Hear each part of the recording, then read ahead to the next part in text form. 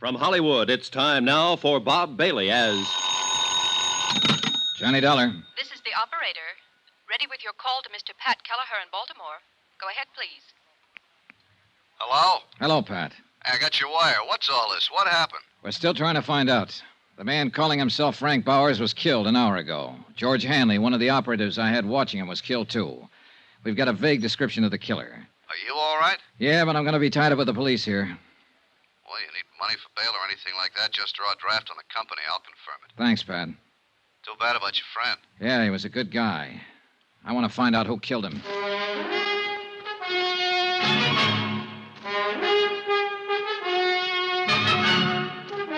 Tonight and every weekday night, Bob Bailey in the transcribed adventures of the man with the action-packed expense account, America's fabulous freelance insurance investigator... Yours truly, Johnny Dollar.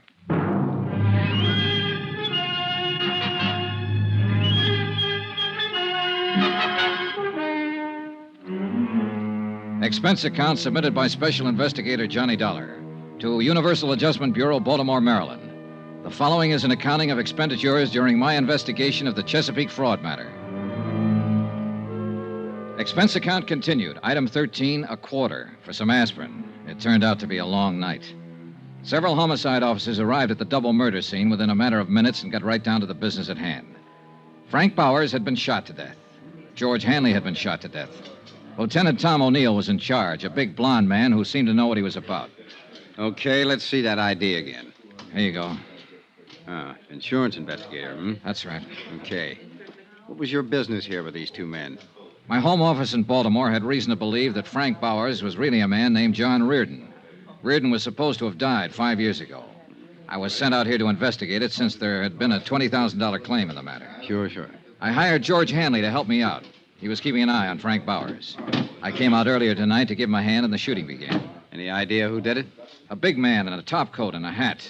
I really didn't get a look at him, Lieutenant. I was busy with George Hanley. Sure. You carry a gun? Sometimes. I didn't have one tonight. You tried to chase the killer? I said I was busy with my friend. Yeah, that's right, you did. Well, how was your investigation coming along?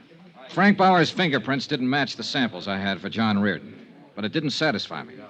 There were a lot of things about him personally I couldn't accept. I harassed him a little last night, and he got pretty excited and slugged me. This was after I found out he'd been trying to call Baltimore. Who in Baltimore? I don't know. Well, tell me about this harassing. We'll make a check with the phone company. Well, I needled him purposely, trying to scare him into a blunder. I think I was doing pretty good. I'll never know now. Uh-huh. What else you got to say about your case? Well, that's about it, Lieutenant. It is, huh? Well, that's all I got to say because that's all I know about it. Next time, be careful with your needling tactics, boy. I was doing what I thought best on the case. Sure you were. You were doing swell. You let a friend of yours get shot down in front of your eyes. Not to mention the other guy. You can't give us a description of the killer or a hint at the motive. Now, maybe George Hanley wasn't a friend of yours at that. Why, you... Dad, take it easy, kiddo. Take it easy. Remember to blow the bell, and I'm sorry. You've had quite a night. Nobody in your business or mine knows what's behind the door when he kicks it in. I'm just a cop trying to get straightened out, so I push too hard sometimes. We'll get it taken care of. Nobody walks in a man's house and shoots him down without somebody hearing something or seeing something. I mean, somebody besides you. Now, my men will cover every house in the block, in this whole area if we have to. Bound to be somebody somewhere. The dogged Lieutenant O'Neill turned out to be 100% correct. In fact, he turned out to be 300% correct. For by 11 o'clock the following morning, his men had located 3 different people who had information about the brutal murders of Frank Bowers and George Hanley. The first was a man named Randall who had lived across the street. He had seen Bowers open his front door and admit the unknown killer. He said he wore glasses. The second was a paper boy who had come to collect while the killer was there. He stated that the killer and Bowers were arguing when he came up to the door. The third witness, a housewife, gave the most important information as to the man's description. He was a good deal taller than Mr. Bowers. How much taller? 3-4 inches at least. I saw him standing in the doorway from here. He had on a brown tweed topcoat. My husband has one just like it. How old would you say he was? 45? Have you ever seen him before? No. Would you know him if you saw him again? Yes, anywhere. You got that good look at him, huh? Yes, the porch light was on. Here's something, Dollar. Lieutenant O'Neill had issued an all-points bulletin based on the combined descriptions given by the witnesses. In the meantime, his men had checked the local cab companies and found out that one of the drivers had carried a fare to Frank Bowers' home at 8 o'clock in the evening. The cab driver verified the housewife's description of the suspect and added the important information that he'd picked up the man at the airport. When that was checked, it was found the man had come in on a plane from the east at 5:45 in the afternoon. He had used the name Orrin Williams.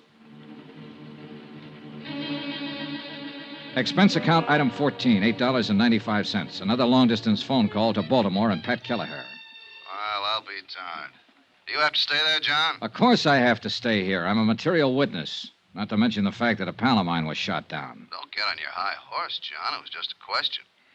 Have any idea what it was all about? Well, at the moment, I'm just sure a guy named Orrin Williams flew in, shot up 2 people, and beat it. If we had Williams, I'd give you the whole thing on a silver platter. You're awfully touchy. Well, this thing has gotten out of hand. Well, I won't press you on it anymore, John. You do what you think is best. As far as the company's concerned, it's really not our business anymore, is it? It's our business until it's cleared up. Well, I mean Bowers. He wasn't John Reardon. Dollar? Hold it, Pat. Yeah? Answer from Washington on your wire. Yeah? Here. Let me see. Pat, Yeah? it is our business after all. Huh? The lieutenant here sent a hurry-up request to Washington on some of Bowers' fingerprints I mailed a couple of days ago. They check out. I don't get it. Bowers was John Reardon. Oh. Well, where'd you get the samples of Reardon's prints that didn't check out? From Hugh Bryan, Reardon's attorney. Well, I better call him. Don't you dare. Don't open your mouth. I'll handle it when I get there. Tell me about this fella, Hugh Bryan. According to the phone company, that's the man Bowers was trying to call in Baltimore. I told him all I knew, and Lieutenant O'Neill listened thoughtfully. It became apparent from that point on, since Bowers' true identity had been established through Army records, that the bulk of the case could be concluded not in Denver, but in Baltimore. Expense account item 16, $216, plane fare and incidentals, Denver to Baltimore. I arrived at 10:15 in the evening, checked with the Baltimore police, who had been informed of the case by Tom O'Neill in Denver. At his request, they'd taken no action as yet. From the police station, I went directly to Hugh Bryan's residence. The house was English, conservative, and expensive. The fire in the living room looked cheerful when the door opened. Elizabeth Reardon did not look so cheerful. Hello, Johnny. Hello, Mrs. Reardon. Didn't expect to find you here. No, I suppose not.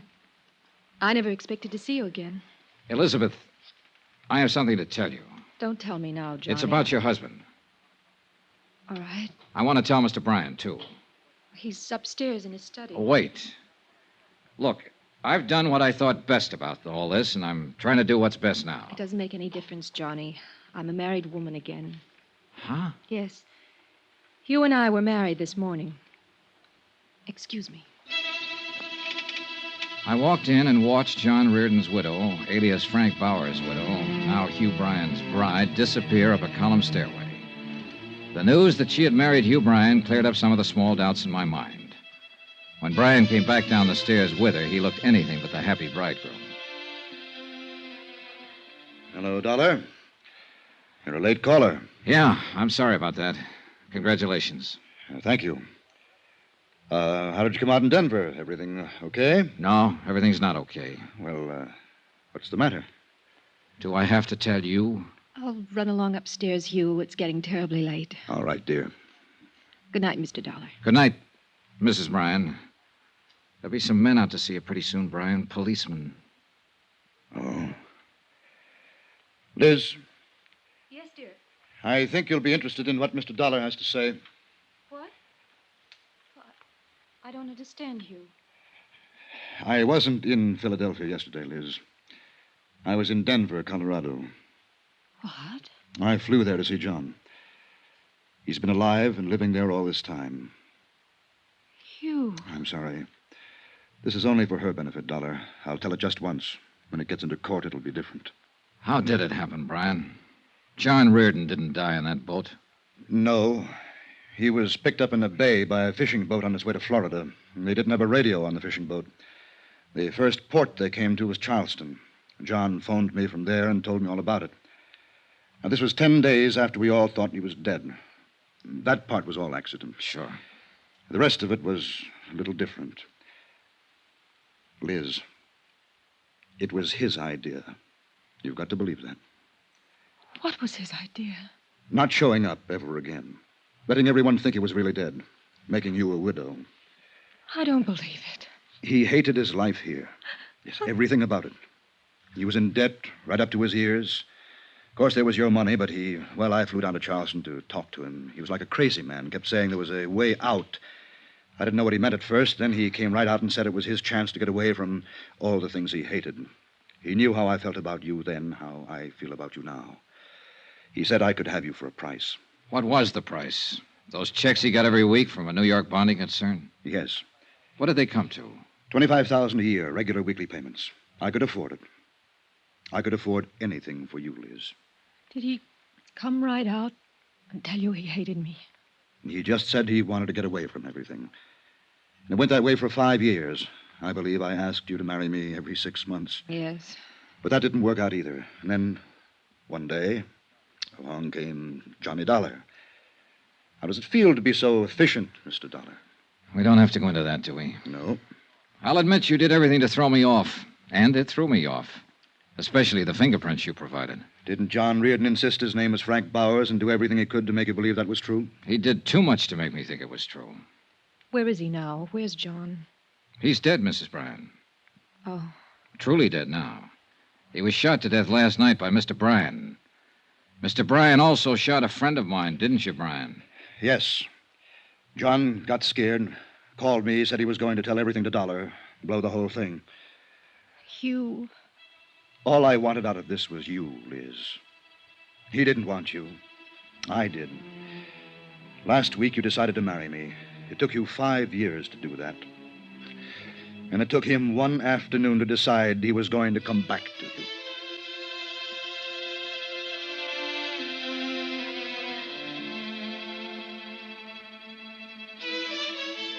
The proof that John Reardon's widow is guilty or not guilty of a fraudulent insurance claim is a matter for Eastern Fidelity to decide.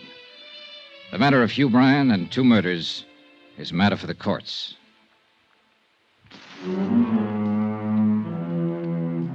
Expense account item 17, same as item 1, expenses from Baltimore to Hartford.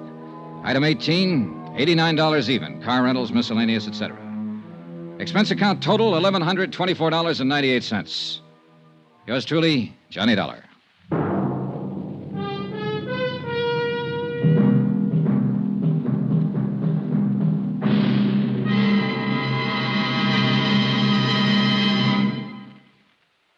Remember, please, there'll be a new exciting story on Johnny Dollar beginning next Monday. Next week, a quiet, sleepy little town in Mexico and a beautiful senorita that, well, things didn't stay quiet and sleepy for long. Join us, won't you? Yours truly, Johnny Dollar.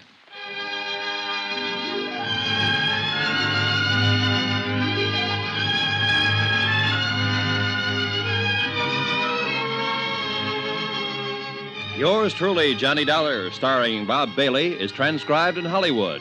Written by John Dawson, it is produced and directed by Jack Johnstone.